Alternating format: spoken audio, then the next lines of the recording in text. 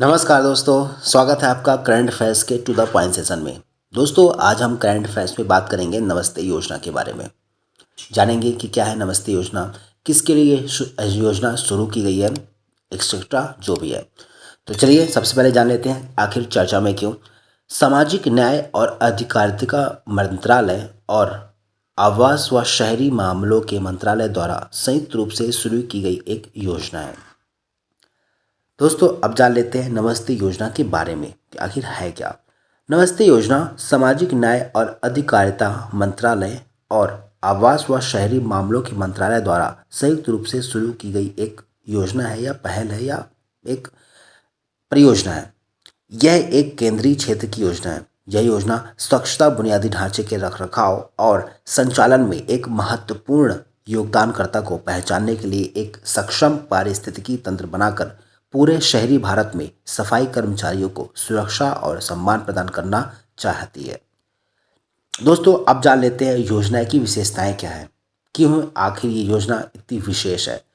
तो सबसे पहले पहला पॉइंट क्या है, यह योजना सफाई कर्मचारियों को एक स्थायी आजीविका प्रदान करने और सुरक्षा गियर और मशीनों तक पहुंच बढ़ाने के अलावा उनकी व्यावसायिक सुरक्षा को बढ़ाने का प्रयास करती है। इसका उद्देश्य वैकल्पिक आजीविका सहायता तक पहुंच प्रदान करना और सफाई कर्मचारियों की कमजोरियों को कम करना है। यह योजना सफाई कर्मचारियों को स्वरोजगार और कुशल मजदूरी रोजगार के अवसरों तक पहुंचने में सक्षम बनाएगी। एक और क्या विशेषता हो सकती है कि यह योजना सफाई कर्मचारियों के प्रति नागरिकों के व्यवहार में बदलाव लाएगी और सुरक्षित स्वच्छता सेवाओं की मांग में वृद्धि करेगी। अब जान लेते हैं कि आखिर इस योजना का मुख्य उद्देश्य क्या है। आखिर किस उद्देश्य से इस योजना को शुरू किया गया है या योजना लाई गई है। तो सबसे पहले पहला पॉइंट है भारत भर में स्वच्छता कार्यों में शून्य मृत्यु प्राप्त करना। दूसरा, यह सुनिश्चित करना कि कुशल श्रमिकों द्वारा स्वच्छता कार्य किया जा रहा है। अगला, यह सुनिश्चित करना कि सफाई कर्मचारी मानव मल के सीधे संपर्क में न आए। अगला, यह सुनिश्चित करना कि सफाई कर्मचारियों को स्वच्छता उद्यम चलाने का अधिकार प्राप्त हो। अगला, कि सभी सीवर और सेफ्टिंग टैंक सफाई कर्मचारियों के लिए वैकल्पिक आजीविका तक पहुंच प्रदान करना। अन्य प्रमुख देख लेते हैं इस योजना के बारे में कि नमस्ते योजना के तहत सीवर या सेफ्टिक टैंक श्रमिकों की पहचान की जाएगी और खतरनाक सफाई कार्यों में लगे अनौपचारिक कार्यबल पर ध्यान केंद्रित किया जाएगा। यह योजना मंत्रालयों को कौशल विकसित करने के लिए आवश्यक सहायता प्रदान करने के लिए श्रमिकों और उनके परिवारों तक पहुंचने में सक्षम करेगी। दोस्तों, ये रहा इस योजना यानी नमस्ते स्कीम का एक छोटा सा व्यू, जिसे आप देख सकते हैं मेरी स्क्रीन पर। आप सबने स्क्रीन पर देख सकते हैं कि कैसे श्रमिकों जो सेफ्टिक टैंक या सफाई कर्मचारी है उनको सुरक्षा प्रदान कराई जी या उनके जीवन से जुड़े हुए जो भी मुद्दे हैं या उनके जीवन से जुड़े जो पहलू हैं उन्हें इस योजना के तहत लाभ दिया जाएगा या उन्हें प्राप्त होगा लाभ। तो इस वीडियो को देखें और आपके एग्ज़ाम्स के नज़र से ये टॉपिक नमस्ते योजना काफ़ी इम्पॉर्टेंट है। अपकमिंग एमपीपीएससी के मेंस या किसी भी एग्ज़ाम्स में इसके तहत प्रश्न बन सकते हैं कि नमस्ते योजना के तहत संबंध किससे है, किस मंत्रालय द्वारा या नोडल एजेंसी कौन सी है, एक्सेट्रा।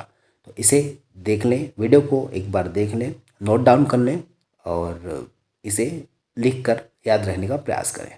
दोस्तों, आज हम करंट अफेयर्स में लेकर आए हैं रेवड़ी कल्चर। तो चलिए जानते हैं कि आखिर ये है क्या, क्यों चर्चा में रहा, इन सब पर नज़र डालते हैं। तो चलिए बिना किसी विलंब के सेशन की शुरुआत करते हैं। सबसे पहले चर्चा में क्यों, प्रधानमंत्री नरेंद्र मोदी जी द्वारा बुंदेलखंड एक्सप्रेस वे के उद्घाटन के मौके पर रेवड़ी कल्चर के शब्द का इस्तेमाल विरोधी सरकारों के लिए किया गया, जो कि काफ़ी चर्चा में बना हुआ है।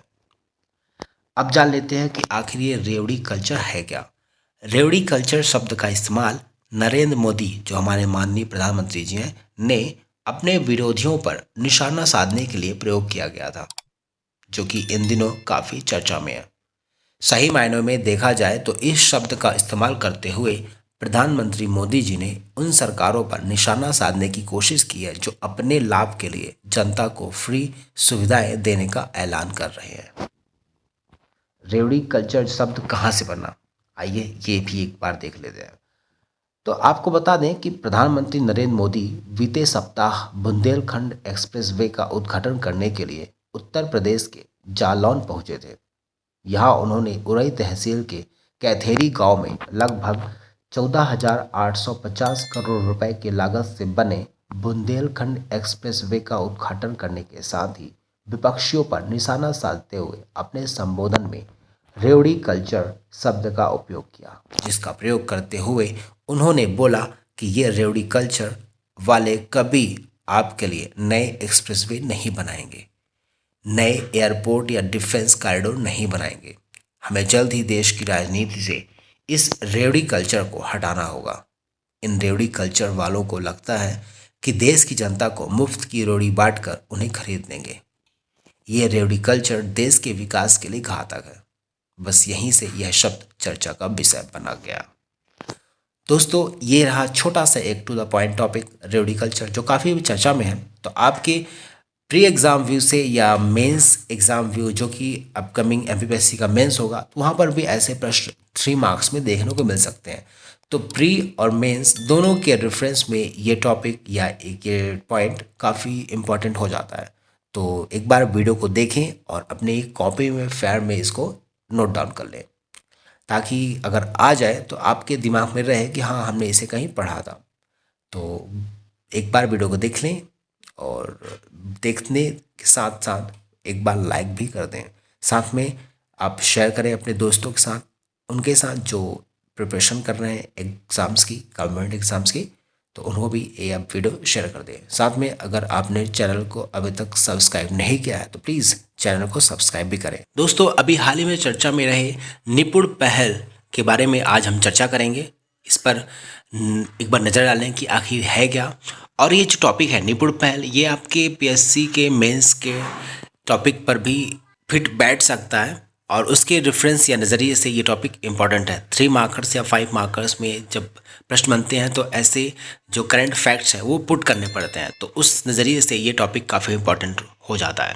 तो चलिए जान लेते हैं निपुण पहल के बारे में आखिर है क्या। सबसे पहले चर्चा में क्यों, केंद्रीय आवास और शहरी मामलों के मंत्री हरदीप सिंह पुरी द्वारा पिछले दिनों निपुण अर्थात national initiative for promoting up skilling of निर्माण वर्कर्स यानी निपुण नामक एक अभिनव परियोजना की शुरुआत की है या की गई है। अब जान लेते हैं निपुण परियोजना है क्या। तो निपुण यानी national initiative for promoting up skilling of निर्माण वर्कर्स 1 लाख निर्माण श्रमिकों के कौशल प्रशिक्षण के लिए शुरू की गई एक अभिनव परियोजना है। इसे दीनदयाल अंत्योदय योजना राष्ट्रीय शहरी आजीविका मिशन की प्रमुख योजना के तहत लॉन्च किया गया है। इस योजना के तहत निर्माण श्रमिकों को नए कौशल और अप स्किलिंग कार्यक्रमों के माध्यम से प्रशिक्षित किया जाएगा। इस कदम से उन्हें विदेशों में भी काम के अवसर मिलेंगे। अब जान लेते हैं निपुण जो परियोजना है या पहल है उसकी नोडल एजेंसी क्या है, यानी इसे किस मंत्रालय या संगठन द्वारा संचालित किया जाएगा। तो निपुण परियोजना को राष्ट्रीय कौशल विकास निगम यानी एनएसडीसी द्वारा कार्यान्वित किया जाएगा, जो कौशल विकास और उद्यमिता मंत्रालय यानी एमएसडीई के तहत नोडल एजेंसी है। यह एजेंसी प्रशिक्षण के समग्र निष्पादन, उम्मीदवार की ट्रैकिंग और निगरानी के लिए जिम्मेदार होगी। अब जान लेते हैं कि जो निपुण परियोजना है वो कितने भागों में बांटी गई है, इसे कितने वर्ग में रखा गया है। तो निपुण परियोजना के कार्यान्वयन को 3 भागों में विभाजित किया गया है। तो पहला क्या है, निर्माण स्थलों पर रिकॉग्निशन ऑफ प्रायर लर्निंग यानी आरपीएल के माध्यम से प्रशिक्षण। दूसरा, नलसाजी और बुनियादी ढांचे यानी एसएससी द्वारा ताज़ा कौशल के माध्यम से प्रशिक्षण। और तीसरा, बिल्डरों, उद्योगों और ठेकेदारों के माध्यम से अंतर्राष्ट्रीय प्लेसमेंट। दूसरा, ऑन साइट कौशल प्रशिक्षण। निपुण परियोजना या निपुण पहल के तहत ऑन साइट कौशल प्रशिक्षण क्या है वो देख लेते हैं। तो आरपीएल प्रमाणन के तहत उद्योग संघों के माध्यम से लगभग 80,000 निर्माण श्रमिकों को ऑन साइट कौशल प्रशिक्षण प्रदान किया जाएगा। लगभग 14,000 उम्मीदवारों को बुनियादी ढांचा क्षेत्र कौशल परिषद के माध्यम से नए कौशल प्राप्त होंगे। अब अगर निपुण पहल आई है तो उसके क्या महत्व है, किस उद्देश्य से या किस महत्व से यह है। तो सबसे पहला पॉइंट है, निपुण पहल के माध्यम से शहरी श्रमिकों को स्वरोजगार और कुशल मजदूरी रोजगार के अवसर प्रदान करके उद्यमिता की भावना को प्रोत्साहित और समर्थित किया गया है। दूसरा, यह पहल निर्माण उद्योग के लिए भविष्य की श्रम शक्ति बनाने में मदद करेगी, जो बदले में पूरे भारत में नवाचार और बड़े पैमाने पर विकास को बढ़ावा देगी।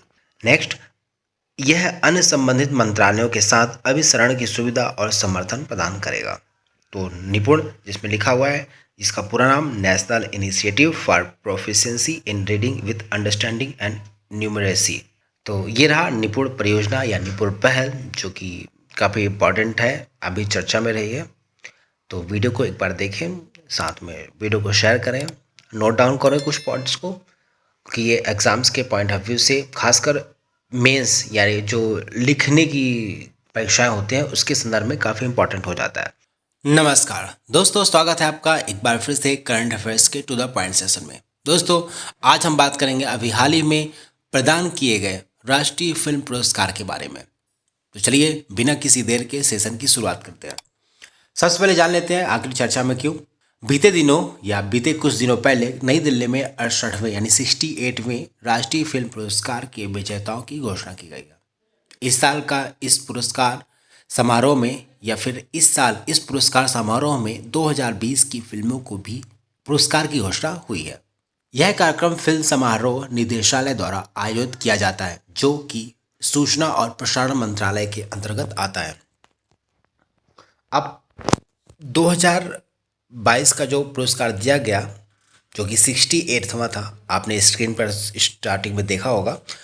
उससे पहले हम जान लेते हैं आखिर इसका इतिहास क्या है थोड़ा सा, जाकि इससे आपको पता चल सके कि इससे हिस्ट्री जो बने, अगर राष्ट्रीय फिल्म पुरस्कार की शुरुआत कब हुई तो आपको पता हो। तो राष्ट्रीय फिल्म पुरस्कार का इतिहास जान लेते हैं। तो राष्ट्रीय फिल्म पुरस्कार फिल्मों के क्षेत्र में दिया जाने वाला भारत का काफ़ी पुराना पुरस्कार है, जिसे 1954 से प्रदान किया जा रहा है। यह पुरस्कार 3 खंडों में प्रदान किया जाता है: फीचर फिल्म, गैर फीचर फिल्म और सिनेमा पर श्रेष्ठ लेखन। दोस्तों, अब जान लेते हैं दिए गए अवार्ड्स और उनके प्राप्तकर्ता, कि कौन कौन से अवार्ड और उसके कौन रहे प्राप्तकर्ता। तो सबसे पहले जो आगामी एग्ज़ाम्स में या कई बार पिछले एग्ज़ाम्स में ये प्रश्न पूछा जा चुका है कि सर्वश्रेष्ठ फीचर फिल्म या सर्वश्रेष्ठ अभिनेता, सर्वश्रेष्ठ अभिनेत्री, ऐसा प्रश्न पूछा जा चुका है। तो ये काफ़ी आम प्रश्न है जो कि आपको पता होना भी चाहिए। तो पहला प्रश्न क्या बनेगा? बेस्ट फीचर फिल्म अवार्ड किसे मिली या किसे दिया गया? तमिल फिल्म सुरराई पोट्टू। ठीक है, ध्यान रखिएगा, तमिल फिल्म सुरराई पोट्टू को यह अवार्ड प्रदान किया गया। दूसरा पुरस्कार सर्वश्रेष्ठ निर्देशक। तो सर्वश्रेष्ठ निर्देशक का जो पुरस्कार मिला, राष्ट्रीय पुरस्कार, वो मिला सच्चिदानंदन KR अयप्पनम कोशियुम। ये दो व्यक्तियों को मिला गया या दिया गया।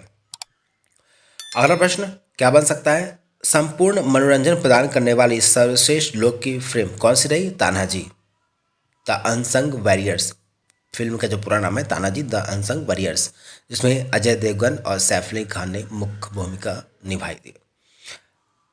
अगला प्रश्न क्या बन सकता है? सर्वश्रेष्ठ अभिनेता का प्रदान या पुरस्कार किसे प्रदान किया गया? तो सूर्या को सोराराई पोट्टरू के लिए और अजय देवगन को तानाजी के लिए। अगला प्रश्न क्या बन सकता है? सर्वश्रेष्ठ अभिनेत्री। तो सर्वश्रेष्ठ अभिनेत्री ये भी साउथ की नहीं, अपर्णा बालमुरली और सोराराई पोट्रुस। अगला प्रश्न क्या बन सकता है? या अगला सर्वश्रेष्ठ सहायक अभिनेता कौन रहा? तो बीजू मेनन अयप्पनम कोशियम। ये भी दोनों साउथ या नॉर्थ ईस्ट के या हमारे नॉर्थ के पूर्व के अभिनेता रहे। और सर्वश्रेष्ठ सहायक अभिनेत्री तो लक्ष्मी प्रिया चंद्रमौली, शिवरंजन नियम, एनम शिला पोंगलम। तो ये रहे 68वें राष्ट्रीय फिल्म पुरस्कार के विजेता और प्राप्तकर्ता। आप देख सकते हैं ये है नेशनल फिल्म अवार्ड का लोगो, ऑफिशियल लोगो, जिसे मैंने आपके स्क्रीन के सामने रखा है, देख लें। तो दोस्तों, ये रहा आज का current affairs to the point session, जो कि मैंने आपके लिए बनाया था राष्ट्रीय फिल्म पुरस्कार के लिए।